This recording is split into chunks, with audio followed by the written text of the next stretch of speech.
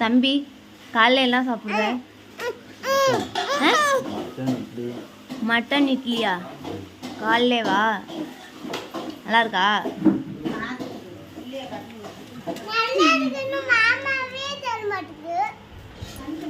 அஸ்மா நீ என்ன சாப்பிடுறீங்க? இட்லி. அது என்னது? இது என்னது? மட்டன் சுக்காவா? இல்ல போதுமா? சூப்பரா இருக்கா அஸ்து? மாமா நீங்க என்ன சாப்பிடுறீங்க? இட்லி, மட்டன் சுக்கா, வேற ரத்த பொரியல். காலையிலே மட்டனா? இது யார் ஆடுப்பா? இது யார் ஆடு? நீ வளர்த்தியா மாடு? யார் வெட்டுனது?